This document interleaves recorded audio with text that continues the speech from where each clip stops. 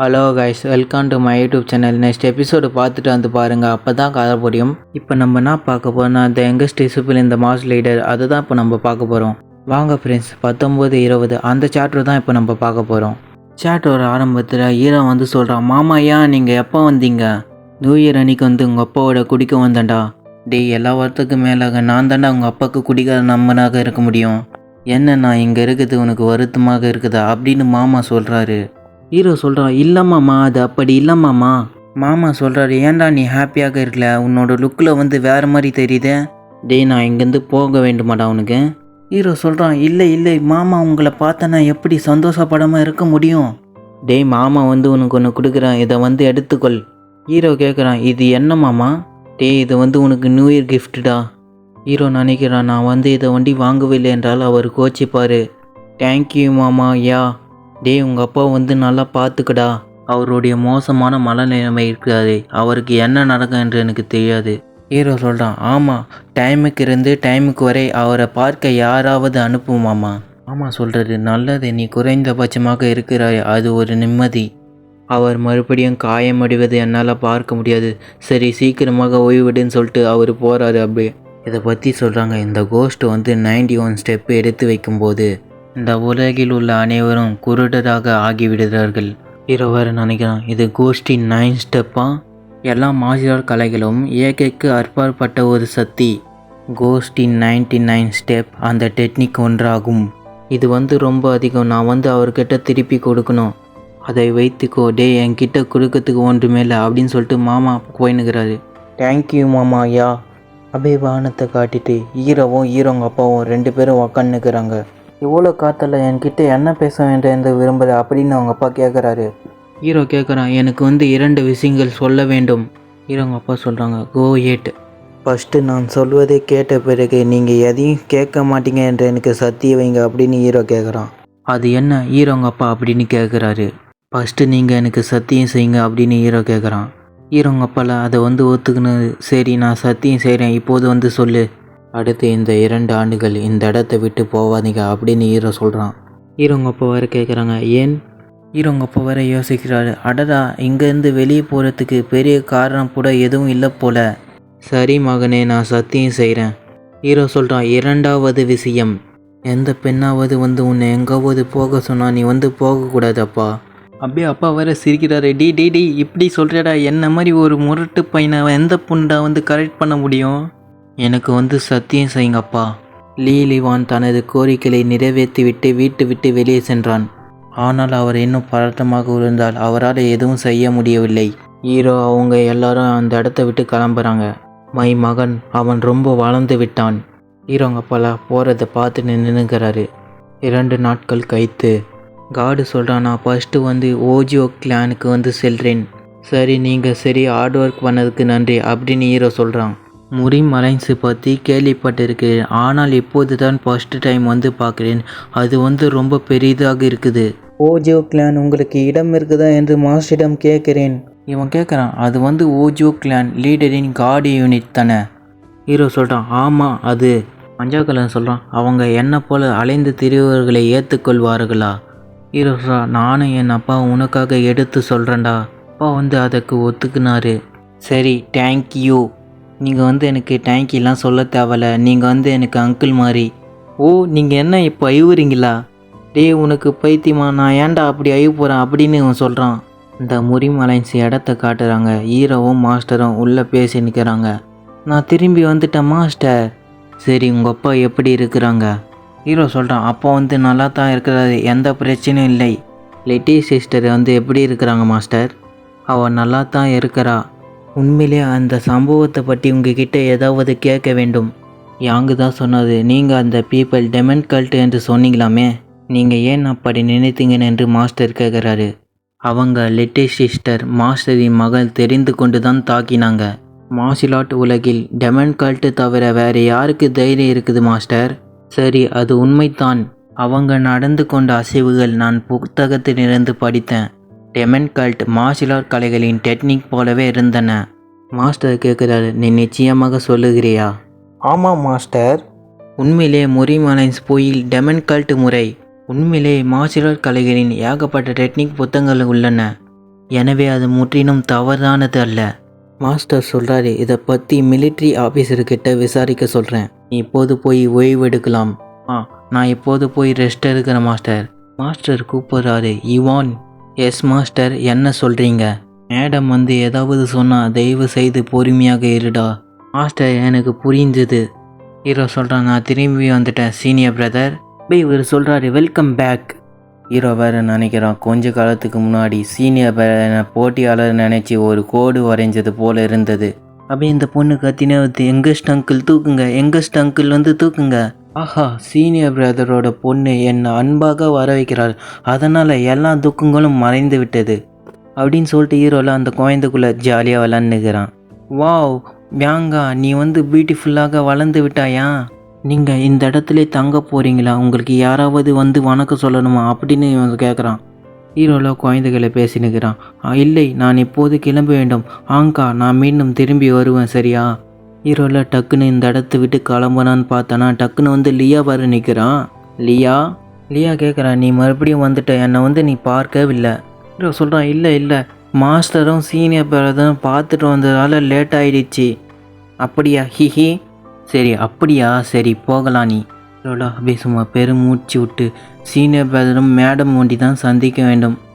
வீட்டில் இருந்த லீசா மற்றும் தேர்டு சீனியர் பிரதர் கிட்டத்தட்ட திட்டமிட்டது போல உணவு நேரத்தின் தான் திரும்பியது. அப்படியே மேடம் சொல்கிறாங்க, யோன், ஏன்டா லியாவை வெளியிட்டுன்னு போனீங்க? அவள் வந்து உன்னை ஃபாலோ பண்ணி வந்து இருந்தாலும் நீ அவளை வந்து வீட்டுக்கு திருப்பி அனுப்பி இருக்க வேண்டியது தானே? நான் மறுபடியும் அதை சொல்ல மாட்டேன். அடுத்த முறை லியாவை அலைன்ஸிலிருந்து விலங்கியிருந்தால் அது வந்து உன்னோட பொறுப்பு. மம்மி, தயவு செய்து நிறுத்துங்க, லிட்டில் பிரதரால் சாப்பிடக்கூட முடியாது அப்படின்னு லியா சொல்கிறா. மேடம் சொல்கிற, அது வந்து நீ பேசி கொண்டு தானே அவளை பிளான் போட்டு தானே இட்டுன்னு போனேன். மம்மி, நான் தான் லிட்டில் பிரதர்களை தொல்லை பண்ணி அந்த இடத்துக்கு இட்டுன்னு போக சொன்னம்மா. ஹீரோ வேறு நினைக்கிறான், இந்த விஷயம் வந்து சீக்கிரமாக கலந்து விட்டால் நல்லாயிருக்கும் அப்படின்னு சொல்லிட்டு எதுவும் கண்டுக்காத மாதிரி ஹீரோ சாப்பிட்டுனுக்கிறான். ரெண்டு பேரும் மாற்றி சண்டை போடுற மாதிரி போஸ் குத்து நின்றுக்கிறாங்க. அப்படியே உங்களை பற்றி சொல்கிறாங்களா? ஓஜோ கிளான் லீடர் பேக்லியோ யங்கஸ்ட் பிரதர். அவங்களோட டெக்னிக் வந்து அருமையாக இருக்கிறது. மேலும் முக்கியமானது, சஜினும் சியோனும் அவங்களுக்கு கற்றுக் கொடுத்துருந்தால் இன்னும் அருமையாக இருந்திருக்கும். ஹீரோ சொல்கிறான், சரி தேங்க்யூ. ஹீரோ வேறு நினைக்கிறான், என் அப்பா வந்து அவ்வளவு நம்பிக்கைக்குரியவரா? என்னை ஒருத்தர் கூட்டு இருக்கிறாரு, அதனால் வந்து நான் மதியம் லீவ் எடுத்துக்கிறேன். சரி நீங்கள் போங்க. ஹீரோவில் இவனை தான் சந்திக்கணும் சொன்னானா ஹீரோ வந்து டீ ஊற்றி கொடுக்குறானா, அவன் வந்து குடிக்கிறான்னு சொல்லிக்கலாம். இந்த டீ வந்து சும்மா அருமையாக இருக்குது. அது வந்து குல்சா சில்வர் நீடல். அது உங்களுக்கு பிடிச்சதில் மகிழ்ச்சியா? என் அப்பா வெளியே எடுத்து வச்சிருந்த ஒரு கைப்பிடியை நான் கொண்டு வந்திருந்தேன். இவன் கேட்குறான், நீங்கள் உண்மையிலே சொல்லுங்கள், எனக்கு டீ கொடுக்க மட்டும் வந்த மாதிரி எனக்கு தெரியல. என்னோடய ஃபேமிலி ஹெட்டை நான் விரும்பாத ஒரு முடிவை எடுக்க கட்டாயப்படுத்தினால். ஹீரோ கேட்குறான், நான் என்ன தான் செய்ய வேண்டும்? இவன் சொல்கிறான், நானாக இருந்திருந்தால், அவங்க என்னை கட்டாயப்படுத்தியிருந்தால் அந்த விஷயத்தை வந்து பின்தொடர மாட்டேன். ஹீரோ கேட்குறான், உங்களுக்கு எந்த சூழ்நிலையிலேருந்து தெரியுமா? இவர் சொல்கிற அந்த விஷயத்தை நீ ஒரு முறை விட்டு கொடுத்தா தொடர்ந்து விட்டு கொடுக்குற மாதிரி இருக்குண்டா. ஆரம்பத்திலேருந்து அந்த விஷயங்களை தொடராமல் இருந்ததுக்கு தான் நல்லது. ஹீரோ சொல்கிறான், நீங்கள் சொன்னதை வந்து நான் எப்போவுமே மறக்க மாட்டேன். ஹீரோ நினைக்கிறான், இன்னைக்கு சொன்னதை வந்து எதிர்காலத்தில் கூட மாறாமல் கூட போகலாம். ஹீரோ வேறு நினைக்கிறான், ஆனால் நான் எதுவும் செய்யாமல் இருக்கிறத விட நல்லா இருக்கு என்று நான் நினைக்கிறேன். நீங்கள் மறந்து விட்டாலும் நீங்கள் அந்த விஷயத்தை மறுபடியும் நினைவுபடுத்துகிறேன். அவங்களாம் உன்னை ரிக்வெஸ்ட் பண்ணி லோ பார்ட்டியில் வந்து கலந்து கொள்ள மாதிரி சொல்கிறாங்க. லியாவை வந்து தாக்குனாங்களா, அதை பற்றி சொல்கிறாங்க ஏதாவது இருந்தால். த லோ பார்ட்டி அந்த கேஸை பற்றி முரிமலன்ஸில் வந்து விசாரிக்கிற மாதிரி கேட்குறாங்க. ஹீரோவும் உள்ளே போகிறதுக்கு போகிறான். 2 கார்டு வாசலில் கொம்பு வச்சு நின்றுக்கிறாங்க. இவன் பேர் வந்து டாங்கன். அந்த விஷயத்தை பற்றி இவன் தான் ஃபஸ்ட்டு விசாரிக்கலாம் என்று சொல்லலாம்.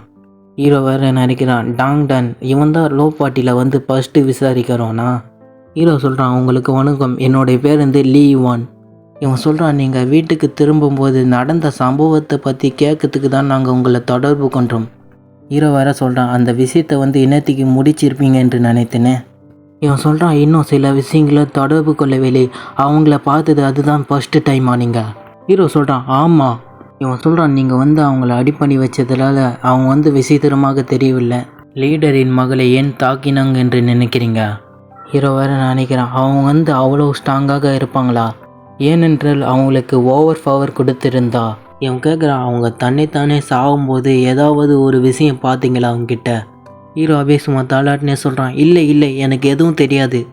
இவன் வேற யோசிக்கிறான், விசித்திரமாக இருக்குது, தப்பிப்பதற்கு பதிலாக அவங்க ஏன் தன்னைத்தானே தற்கொலை செய்து கொண்டார்கள்? ஹீரோ சொல்கிறான், அவங்களால தப்பிக்க முடியாது என்று அவங்க உணர்ந்திருக்கலாம். நம்மள கேள்வி கேட்டு தொல்லை பண்ணுவோம் என்று தெரிஞ்சுக்கின்னு அவங்க தன்னைத்தானே கொன்னுக்கிறாங்க. ஓ சரி, நீங்கள் ஏன் அவங்கள அமைதியாக வச்சுக்கவில்லை? ஹீரோ கேட்குறான், நானா? சம்டைம் யங் மேன் பெண்ணை கரெக்ட் பண்ணுற மாதிரி சண்டை போடுற மாதிரி சீனை போடுறியா? நெருக்கடி நேரத்தில் அவர்களை காப்பாற்றினால் உங்களுக்கு நல்ல ஆதரவு கிடைக்கும் என்று உங்களுக்கு தெரியுமா? தேர்டு ரைடு செட்டு சேர்ந்தவர்கள் யாரும் வரமாட்டாங்களா? லீடரோட பெண்ணை கல்யாணம் பண்ணுற மாதிரி ட்ரீமா? நீங்கள் கல்யாணம் செய்து கொண்ட பிறகு நீங்கள் அப்படி ஏதாவது யோசித்தீங்களா? டாங்டியான் அப்படின்னு ஹீரோ சொல்கிறான். அப்படியே இவனை கேட்குறான், என்ன? ஹீரோ சொல்கிறான், அது எனக்கு வெறுப்பாக இருக்குது, ஆனால் நான் அப்படி ஒருபோதும் செய்ய முடியாதுடா டே லீலிவான். ஹீரோ சொல்கிறான், அப்படித்தான் தேர்டு ரைடு செட்டு சேர்ந்தவர்கள் ஒருவர் அப்படித்தான் நினைப்பான் என்று யோசிக்கிறியா? ஆனால் தேர்டு ரைடு செட்டு சேர்ந்தவர்கள் எனக்கு தெரிஞ்சவர்கள் அப்படி நினைக்கவில்லை. நோபல் ஃபேமிலி சேர்ந்தவர்கள் செய்வது போல் தெரிகிறது. டி என்னை பார்த்து நீனா கிண்டல் செய்கிறியா? ஹீரோல அப்படியே வில்லத்தனமும் சொல்கிறான், என்ன மாதிரி சாதாரண மனிதன் தேர்டு ரைடு செட்டு சேர்ந்த எப்படி நான் தைரியமாக அவரை கிண்டல் செய்ய முடியும்? அப்படியே டென்ஷன்லேயே சொல்கிறான், நீ லீடரோட டிசிப்பிளாக இருந்தாலும் மற்றும் எப்போதும் லீடரோட டிசிப்பிளாக இருப்பாய் என்று அர்த்தமில்லை அப்படின்னு சொல்லிட்டு டென்ஷன்லேயே அவனோட எனர்ஜி சுற்றி வர வைக்கிறான். நானும் அதே உனக்கு சொல்லணும் போல் தான் இருக்குது. என்னோட சக்தி பார்த்து கூட அந்த இடத்துல இருந்து ஒரு அசைவு கூட நுகராமல் ஸ்ட்ரைட்டாக நின்றுக்கிறான். ஹீரோ வடிக்கிறதுக்கு அவனோட கையில் பவர் கேதர் பண்ணுறான்னா அப்படியே சும்மா புஷ் பண்ணுறான், அரகண்ட் அப்படின்னு சொல்லிட்டு அவனோட பவர் அனுப்புனா ஹீரோ நோக்கி சும்மா ஏகப்பட்ட கை போகுது. ஹீரோவில் அசராமல் அந்த இடத்துல நின்று பக்கத்தில் வேற வருது. ஹீரோ டக்குன்னு எங்கே போனான்னு தெரியல. அப்படியே யோசிக்கிறான், எப்படி இந்த மாதிரி பையன் இவ்வளவு சக்தி வாய்ந்தனாக இருக்கிறான்? அப்படியே ஹீரோ நெக்கில் சொல்கிறான், நான் யாரோட டிசிப்ளின்லேருந்து நீங்கள் மறந்து விட்டீங்களா? இவனும் ஆச்சரியத்திலே பார்க்குறான், எப்படி என்னோட இதுவிலேருந்து தப்பிக்க முடிஞ்சது? ஹீரோ சொல்கிறான், மறைத்து வைத்து ஆயத்தை வைத்து பயன்படுத்த போகிறேன் என்று நினைத்தால் அதை எடுக்கக்கூடாது என்று நான் சொல்கிறவங்க கிட்ட. தயங்காதீங்க, இல்லைனா என்னோட ஸ்குவாடும் நானும் எடுப்பேன். அதற்கு பிறகு இறுக்கத்தை விட இந்த விஷயம் இன்னும் மோசமாகிவிடும். வேற நினைக்கிறான், அட டேமிட், அவன் வேற கையை முறுக்கிறான் கோபத்திலே. ஹீரோ சொல்கிறான், வேற ஒன்றும் இல்லைண்ணா, நான் இப்போதை கிளம்புறேன். இவனும் சொல்கிறான், சரி ஆல்ரைட். இவளை அந்த இடத்துல இருந்து சும்மா கோபத்தில் திரும்பி போகிறான். இவெல்லாம் ஹீரோ போகிறத பார்த்துன்னு இருக்கிறானா? இவெல்லாம் டென்ஷனில் இருக்கிறான். அட டேமிட், ஏதோ ஒரு குழந்தைகிட்ட என்னோட அமைதியை இழந்து விட்டு என்னால் நம்பவே முடியல. அப்படியே கதவு தந்துன்னு உள்ள வராத த லோ பார்ட்டி சீஃப் டாங்டானின் மாமா என்று சொல்லலாம் அவனை. ஐ எம் சாரி மாமா, என்னை பற்றி நான் பரிதாபமாக பார்க்கிறேன். இவன் சொல்கிறான், அவன் சாதாரண மாதிரி தெரியவில்லை. எனக்கு தோணுது நம்ம ஹையர் ஆஃபீஸர்கிட்ட சொல்லணும். தாடைகளை சமாளிக்கும் சிறந்தவை அதை ஆரம்பத்திலே வெட்டி ஒழிப்பது தான். போயிட்டு வர நமக்கு நெக்ஸ்ட் எபிசோடில் பார்க்கலாம். உங்களுக்கு வீடியோ பிடிச்சிருந்தா மறக்காமல் சப்ஸ்கிரைப் பண்ணுங்கள், லைக் பண்ணுங்கள்.